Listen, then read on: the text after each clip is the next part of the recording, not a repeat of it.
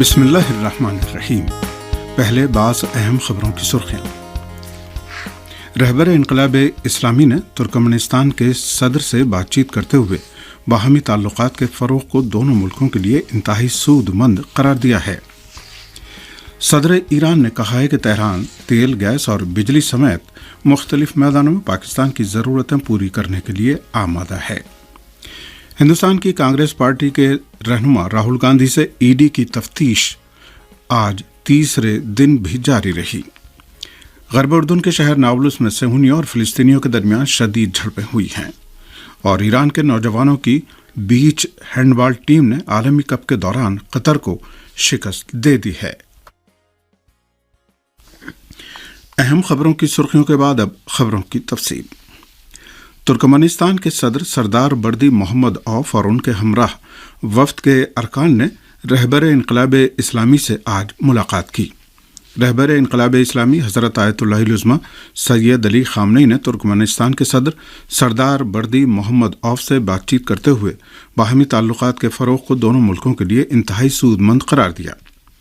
رہبر انقلاب اسلامی نے ایران اور ترکمانستان کے درمیان تعلقات میں حائل رکاوٹوں کو دور کرنے پر زور دیتے ہوئے کہا کہ علاقائی اور بین الاقوامی سطح پر دونوں ملکوں کے تعلقات کے مخالفین بھی موجود ہیں جن کا مقابلہ کرنا ضروری ہے۔ رہبر انقلاب اسلامی نے ایران اور ترکمانستان کے درمیان قائم مشترکہ کمیشنوں کو پوری طرح فعال بنانے اور طے پانے والے سمجھوتوں کو آگے بڑھانے کی ضرورت پر زور دیا۔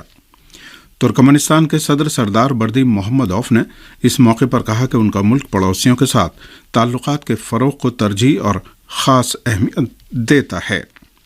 انہوں نے کہا کہ ہماری کوشش ہے کہ باہمی سمجھوتوں کے تحت گیس، بجلی، ٹرانسپورٹ اور ٹرانزٹ سمیت تمام شعبوں میں تعاون کو فروغ دے کر دونوں ملکوں کے اچھے تعلقات کی بنیادوں کو مزید مضبوط بنایا جائے۔ ایران اور ترکمانستان نے باہمی تعاون کے 13 سمجھوتوں پر دستخط کیے ہیں۔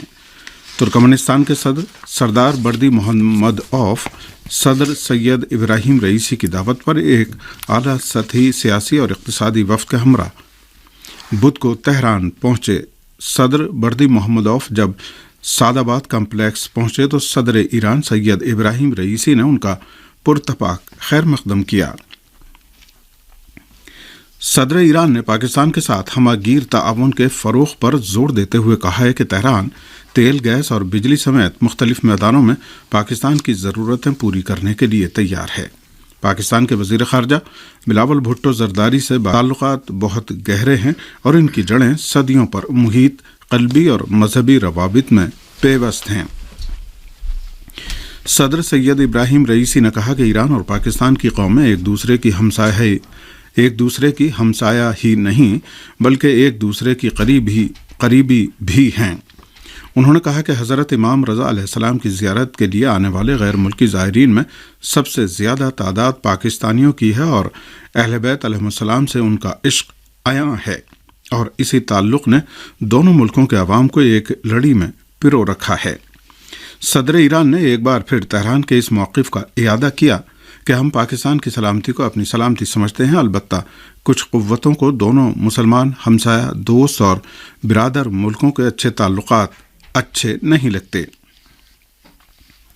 انہوں نے کہا کہ ایران پاکستان تعلقات کا فروغ خطے کی اقتصادی رونق اور سلامتی کی بہتری کا راز سرداری نے اپنے دورہ ایران پر خوشی کا اظہار کرتے ہوئے کہا کہ میں جتنا پاکستان کا سپوت ہوں اتنا ہی ایران کا سپوت بھی ہوں۔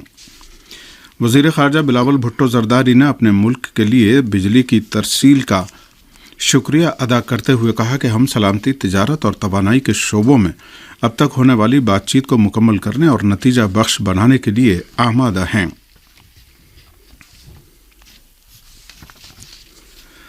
افغانستان کی اعلیٰ قومی مصالحتی کونسل کے سابق سربراہ عبداللہ نے کابل میں اسلامی جمہوریہ ایران کے سفیر سے ملاقات میں دونوں ملکوں کے تعلقات میں فروغ کی راہوں کا جائزہ لیا ہے۔ افغانستان کی اعلیٰ قومی مصالحتی کونسل کے سابق سربراہ نے اپنے ٹویٹ میں کہا ہے کہ کابل میں ایرانی سفیر بہادر امینیان سے ملاقات میں افغانستان کی حالیہ سیاسی صورتحال، باہمی تعلقات اور عوام کی حمایت و مدد کی راہوں پر تبادلہ خیال کیا گیا۔ دریں اثنا افغانستان ہرات خاف ریلوے لائن کے تیسرے فیز کی تعمیر نو اور اسے مکمل کرنے کا کام پھر سے شروع کرنے کے لیے بات چیت کی غرض سے تہران میں ملاقات کی ہے۔ اس ملاقات میں فریقین نے ہرات خاف ریلوے لائن کو مکمل کرنے پر تاکید کی۔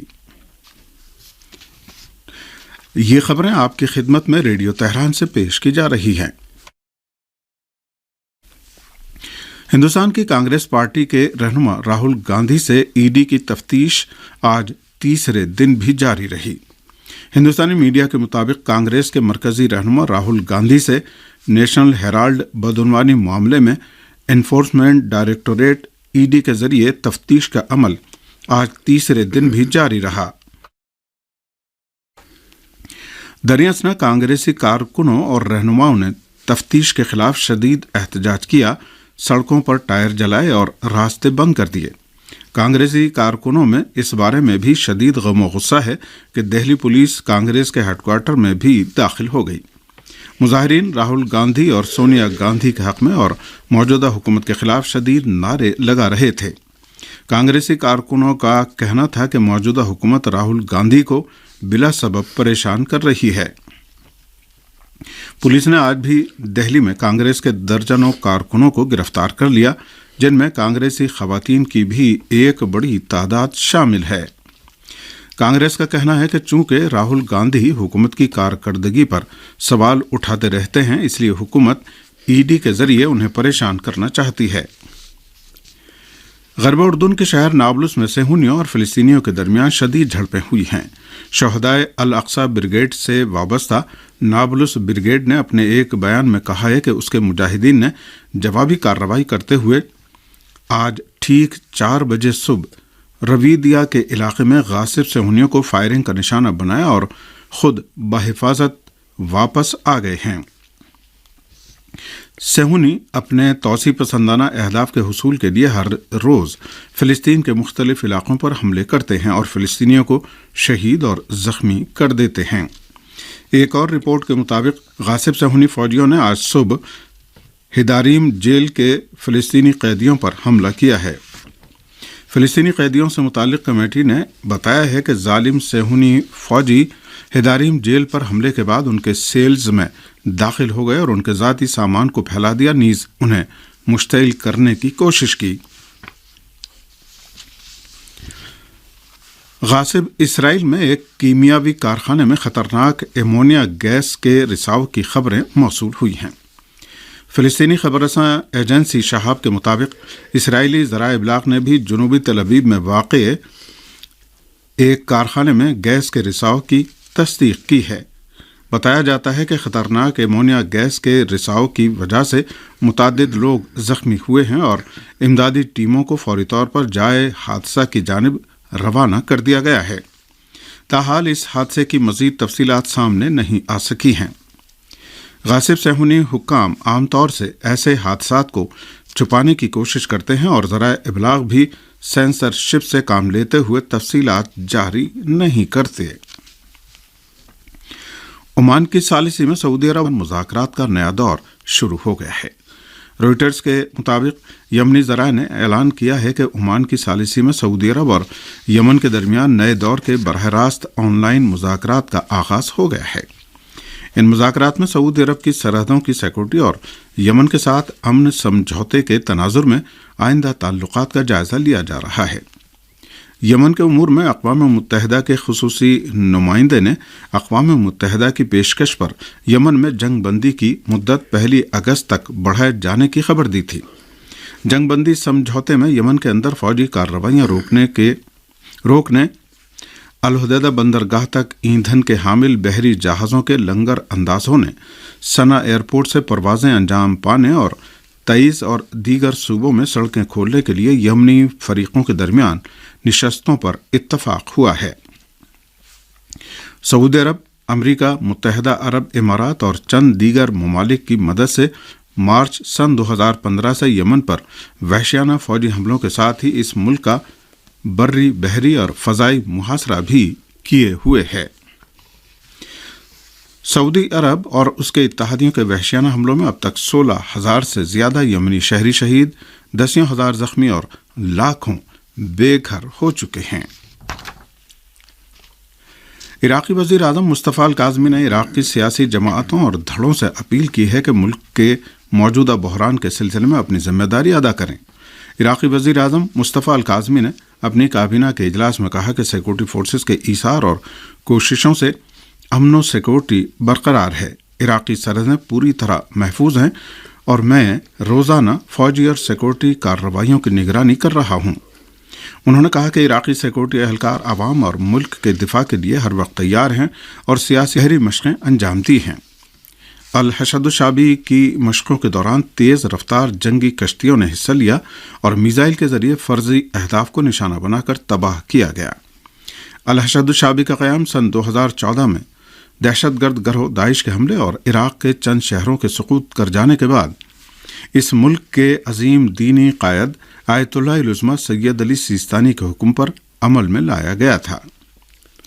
अल हशद शाबी ने आला दीनी क़यादत की पैरवी और अवामी इत्तेहाद के ज़रिए 3.5 साल की मुसलसल जंग के बाद सन 2017 में दुनिया के इस खौफनाक तरीन दहशतगर्द गिरोह का काम तमाम कर दिया था। ईरान के नौजवानों की बीच हैंडबॉल टीम ने आलमी कप के दौरान कतर को शिकस्त दे दी है। साहिली हैंडबॉल चैंपियनशिप 2022 में शरीक ईरानी यूथ टीम दूसरे मैच में मजीद ताकतवर बनकर उभरी और कतर को 2-0 से हरा दिया। साहिली हैंडबॉल चैंपियनशिप के यूथ मुकाबले यूनान के शहर हराकिरून में जारी हैं। ईरान की बीच हैंडबॉल टीम ने खेल के पहले और दूसरे दोनों हाफ के वक्फों में कतर को 15-14 से शिकस्त दी। इससे पहले ईरान की यूथ हैंडबॉल टीम ने अपने पहले मैच में अमेरिका को 0-2 से हरा दिया था।